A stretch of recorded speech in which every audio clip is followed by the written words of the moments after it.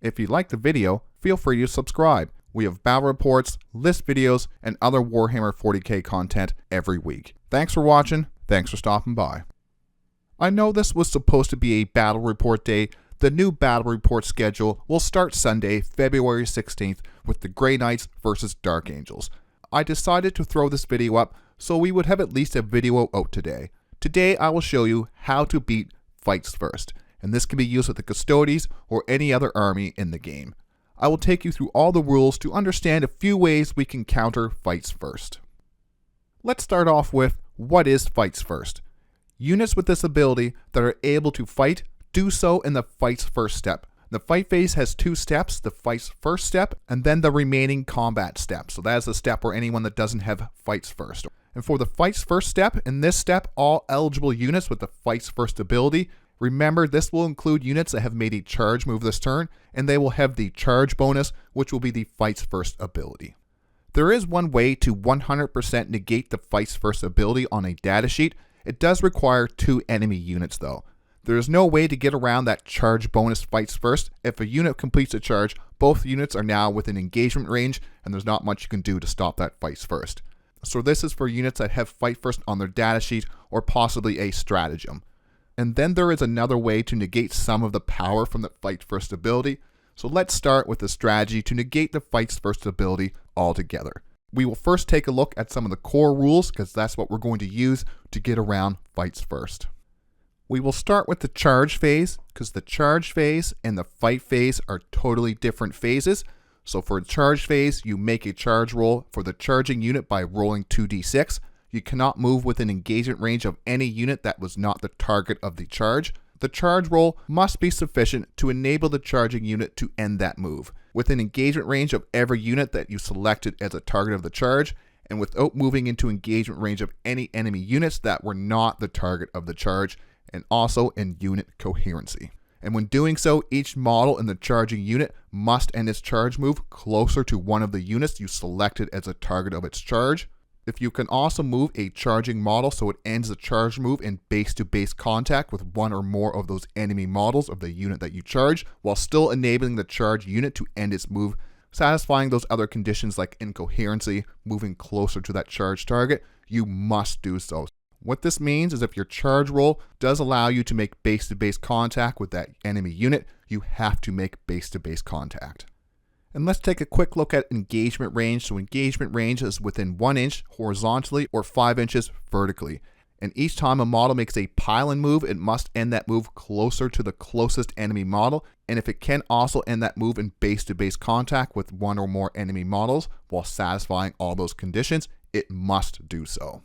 Alright, so we've made a successful charge. Now we're on to the fight phase. And who can fight? When you select a unit to fight, it first piles in, then models in that unit make a melee attack, and then that unit consolidates. A unit is eligible to fight if either or both of the following apply, and this is important here. If it is within engagement range of one or more enemy units, or it has made a charge move this turn. And we'll come back to this when we're going over how to use these rules to negate Fights First.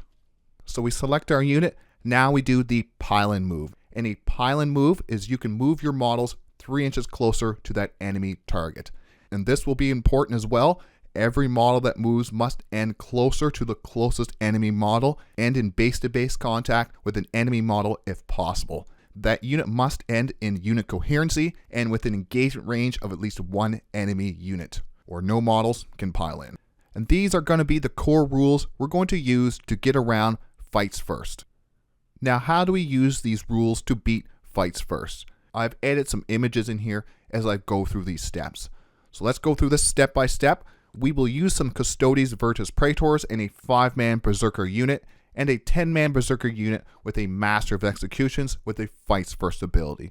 And the second example, we will use some Alaris Terminators with the same World Eaters setup. So number one, we have to have 2 units within, let's say, 2 to 5 inches, and it could be more depending on the base sizes. We declare the 5-man unit as the target of our Custodes charge. We want a charge roll that does not cause all the Virtus Praetors to have to be base to base with that 5-man Berserker unit. let's say a 6 here or possibly lower. You can even block your models with your own models if you need to be, because you want to make sure that all of these Virtus Praetors are not base to base with that 5-man Berserker unit.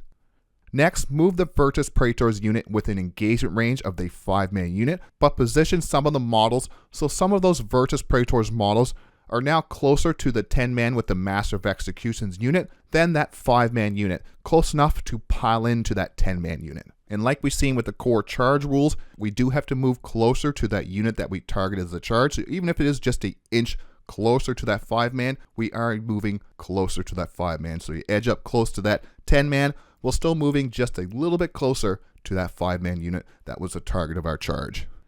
Now the charge phase is over, and in 10th edition, the pile-in happens in the fight phase. So now let's take a look again at who can fight.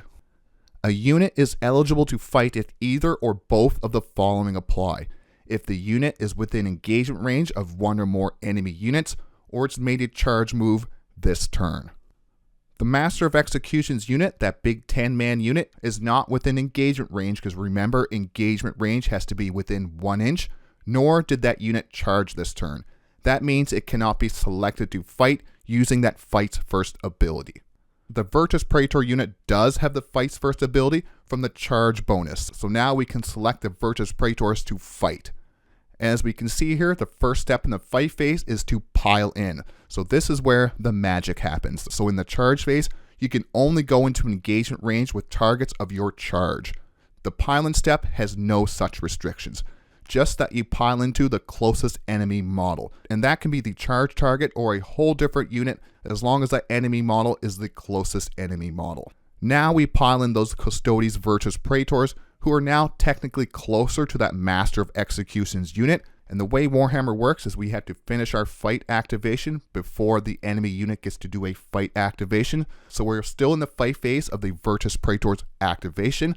The Master of Executions unit does not now get to activate in fights first. They have to wait till we're done activating, because they were not within engagement range and they had not charged this turn, so they were not able to activate and use fight first until we already activated and piled into them. And now that we've done our pile-in, we can fight into both units. 2 Virtus Praetors in engagement range of the 5-man unit, and 2 Virtus Praetors within engagement range of that 10-man. Since it is still that Virtus Praetors activation, they get to fight before any other unit will get to attack. And then hopefully killing or taking out enough models so that in the World Eaters fight phase, we take much less damage than if we had charged right into that Master of Executions and that 5-man unit. Because if we had charged both those units, we would be in engagement range of both of those units, and then that Master of Executions would be able to use his Fights First ability to fights first before we get to swing. This way, we get around that, and we get to chop up their unit before they get to swing into us.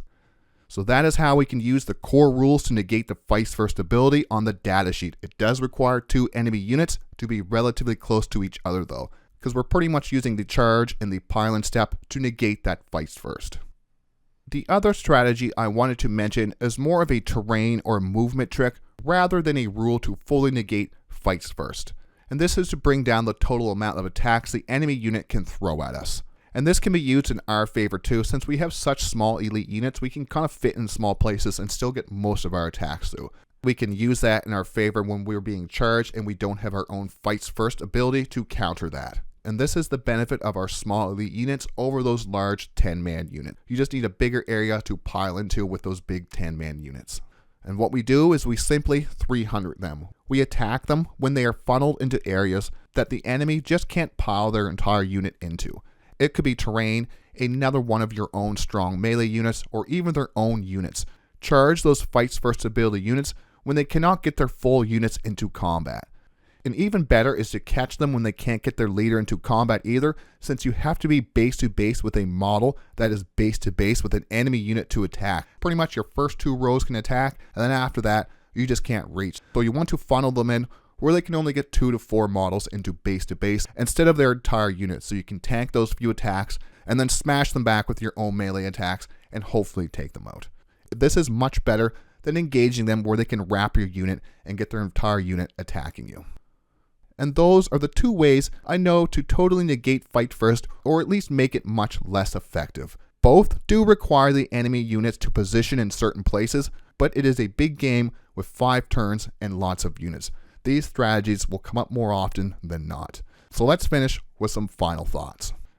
I hope this does explain how we can use the core rules to negate fights first. It seems confusing at first, but once we took a good look at the rules and how they all link together to be able to get around fights first, it is not so bad. This can really save us against those fights first heavy lists. If there's any questions on this, feel free to throw it down in the comments. Subscribe for weekly battle reports, list videos, and other Warhammer 40K content. And like always, thanks for watching, thanks for stopping by.